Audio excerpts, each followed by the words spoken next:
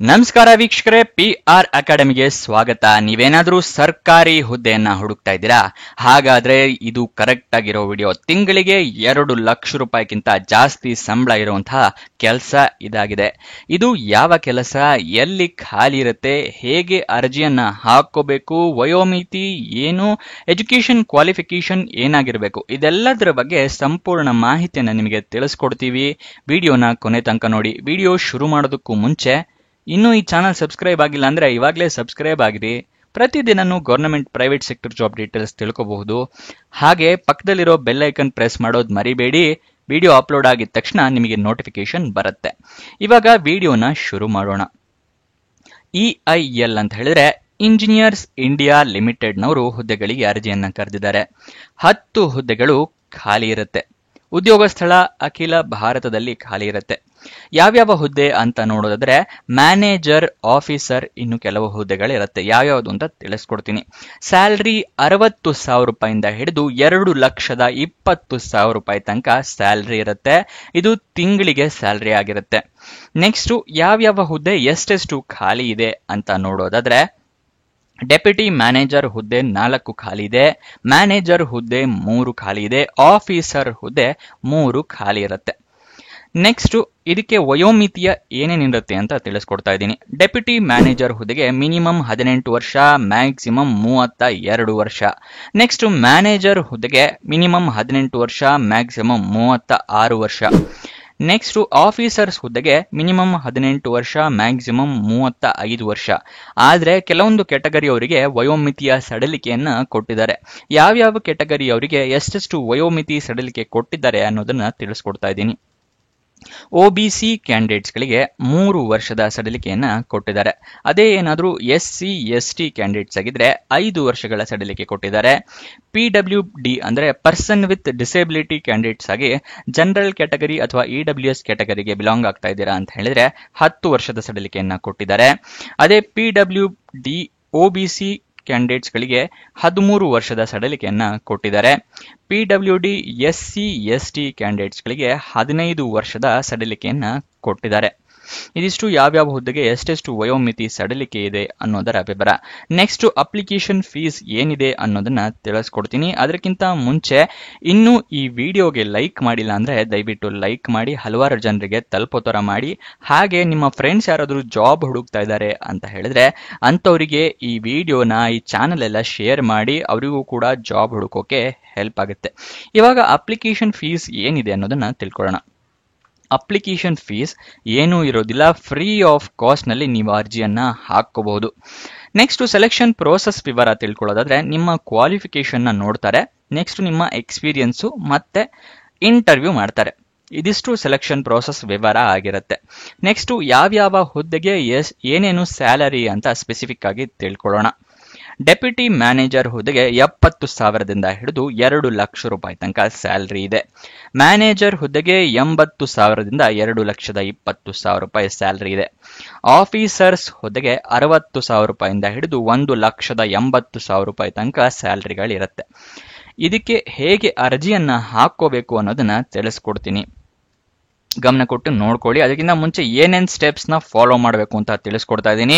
ಈ ಸ್ಟೆಪ್ಸ್ ನ ಫಾಲೋ ಮಾಡಿ ನಿಮಗೆ ಜಾಬ್ ಸಿಗೋದು ಪಕ್ಕ. ಏನೇನು ಅಂತ ಹೇಳ್ತಾ ಇದ್ದೀನಿ. ಮೊದಲನೇದಾಗಿ ಅಫಿಷಿಯಲ್ ನೋಟಿಫಿಕೇಶನ್ ನ ಸಂಪೂರ್ಣವಾಗಿ ಓದ್ಕೊಳ್ಳೋದು.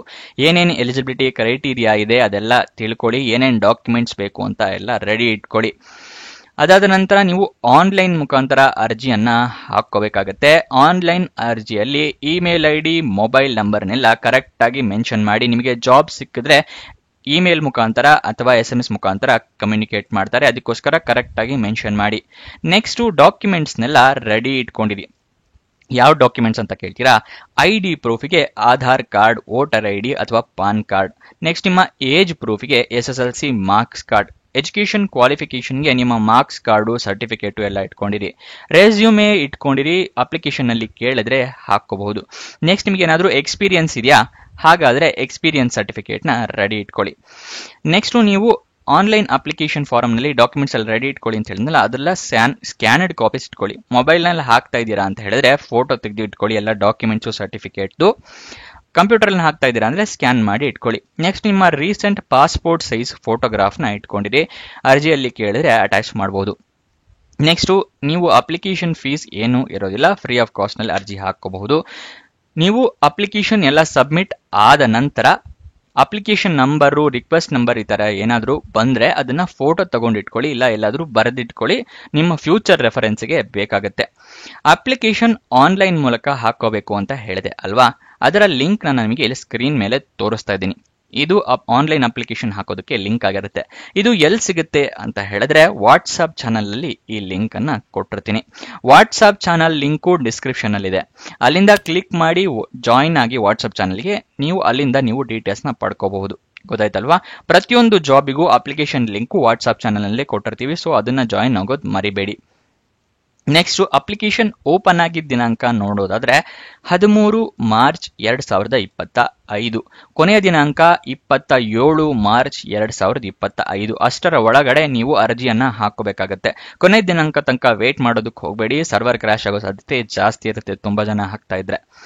ನೆಕ್ಸ್ಟ್ ಅಫಿಷಿಯಲ್ ವೆಬ್ಸೈಟ್ ಅಡ್ರೆಸ್ ಬೇಕು ಅಂತ ಹೇಳಿದ್ರೆ ತೋರಿಸ್ಕೊಡ್ತಾ ಇದ್ದೀನಿ, ನೋಡ್ಕೊಳ್ಳಿ. engineersindia.com ಇದು ಅಫಿಷಿಯಲ್ ವೆಬ್ಸೈಟ್ ನ ಅಡ್ರೆಸ್ ಆಗಿರುತ್ತೆ. ನೀವು ಗೂಗಲ್ ನಲ್ಲಿ ಈ ವೆಬ್ಸೈಟ್ ನ ಸರ್ಚ್ ಮಾಡಿ ಅಲ್ಲಿಂದನೂ ಜಾಬ್ ಡೀಟೇಲ್ಸ್ ನ ತಿಳ್ಕೋಬಹುದು. ನೆಕ್ಸ್ಟ್ ಅವಾಗಲೇ ಅಫಿಷಿಯಲ್ ನೋಟಿಫಿಕೇಶನ್ PDF ಏನೋ ಓದ್ಕೊಳ್ಳಿ ಅಂತ ಹೇಳಿದೆ, ಆದ್ರೆ ಎಲ್ಲಿ ಸಿಗುತ್ತೆ ಅಂತ ಹೇಳಬೇಕಲ್ವಾ, ಅದನ್ನ ಈಗ ಹೇಳ್ತಾ ಇದ್ದೀನಿ. ವಿಡಿಯೋ ಡಿಸ್ಕ್ರಿಪ್ಷನ್ ನಲ್ಲಿ ಟೆಲಿಗ್ರಾಮ್ ಚಾನಲ್ ನ ಲಿಂಕ್ ಕೊಟ್ಟಿದ್ದೀನಿ, ಅಲ್ಲಿಂದ ಕ್ಲಿಕ್ ಮಾಡಿ ಟೆಲಿಗ್ರಾಮ್ ಚಾನಲ್ ನ ಜಾಯಿನ್ ಆಗಿ ಅಫಿಷಿಯಲ್ ನೋಟಿಫಿಕೇಶನ್ PDF ನ ನೀವು ಡೌನ್ಲೋಡ್ ಮಾಡ್ಕೋಬಹುದು. ಪ್ರತಿಯೊಂದು ಜಾಬಿಗೂ ನೋಟಿಫಿಕೇಶನ್ ಅಲ್ಲೇ ಸಿಗುತ್ತೆ, ಸೊ ಅದನ್ನ ಜಾಯಿನ್ ಆಗೋದು ಮರಿಬೇಡಿ. ನೆಕ್ಸ್ಟ್ ನಿಮಗೆ ಏನೇನು ಎಜುಕೇಶನ್ ಮಾಡಿರಬೇಕು ಅಂತ ಹೇಳಿ ತಿಳಿಸ್ಕೊಡ್ತಾ ಇದ್ದೀನಿ, ಯಾವ್ಯಾವ ಜಾಬಿಗೆ ಏನೇನು ಎಜುಕೇಶನ್ ಕ್ವಾಲಿಫಿಕೇಶನ್ ಅಂತ ಹೇಳಿ. ಮೊದಲನೇದಾಗಿ ಡೆಪ್ಯೂಟಿ ಮ್ಯಾನೇಜರ್ ಮತ್ತೆ ಮ್ಯಾನೇಜರ್ ಹುದ್ದೆಗೆ BSc BE ಅಥವಾ BTech ಆಗಿರಬೇಕು. ಆಫೀಸರ್ಸ್ ಹುದ್ದೆಗೆ ಗ್ರಾಜ್ಯುಯೇಷನ್ ಅಥವಾ ಮಾಸ್ಟರ್ ಡಿಗ್ರಿ ಆಗಿರಬೇಕಾಗತ್ತೆ. ಇದಿಷ್ಟು ಎಜುಕೇಶನ್ ಕ್ವಾಲಿಫಿಕೇಶನ್ ನ ವಿವರ. ನಿಮ್ಗೇನಾದ್ರೂ ಡೌಟ್ಸ್ ಅಥವಾ ಕ್ವಶನ್ಸ್ ಇದೆ ಅಂತ ಹೇಳಿದ್ರೆ ಕಮೆಂಟ್ ಬಾಕ್ಸ್ ನಲ್ಲಿ ಕಮೆಂಟ್ ಮಾಡಿ, ನಾವು ಉತ್ತರ ಕೊಡೋದಕ್ಕೆ ಪ್ರಯತ್ನ ಮಾಡ್ತೀವಿ. ಹಾಗೆ ನಿಮಗೆ ಕೊನೆಯದಾಗಿ ಹೇಳಬೇಕು ಅಂತಿದ್ದು ಏನು ಅಂತ ಹೇಳಿದ್ರೆ, ನೀವೇನಾದ್ರೂ ಇನ್ಸ್ಟಾಗ್ರಾಮ್ ಯೂಸರ್ ಆಗಿ ನಮ್ಮ ಇನ್ಸ್ಟಾಗ್ರಾಮ್ ಚಾನಲ್ ನ ಫಾಲೋ ಮಾಡಿಲ್ಲ ಅಂತ ಹೇಳಿದ್ರೆ ಇವಾಗಲೇ ಫಾಲೋ ಮಾಡ್ಕೊಳ್ಳಿ. ಡಿಸ್ಕ್ರಿಪ್ಷನ್ ನಲ್ಲಿ ಇನ್ಸ್ಟಾಗ್ರಾಮ್ ಚಾನಲ್ ನ ಲಿಂಕ್ ಕೊಟ್ಟಿದ್ದೀನಿ. ಪ್ರತಿದಿನನೂ ಅಲ್ಲೂ ಗೌರ್ಮೆಂಟ್ ಜಾಬ್ ಡೀಟೇಲ್ಸ್ ನ ತಿಳ್ಕೋಬಹುದು, ರೀಲ್ ಮುಖಾಂತರ ನಿಮಗೆ ತಿಳಿಸ್ಕೊಡ್ತೀವಿ. ಹಾಗೆ ನಿಮ್ಮ ಫ್ರೆಂಡ್ಸ್ ರಿಲೇಟಿವ್ಸ್ಗೂ ಕೂಡ ಇನ್ಸ್ಟಾಗ್ರಾಮ್ ಇಂದಾನೇ ಶೇರ್ ಕೂಡ ಮಾಡಬಹುದು, ಸೊ ಅದನ್ನ ಜಾಯಿನ್ ಆಗೋದು ಮರಿಬೇಡಿ.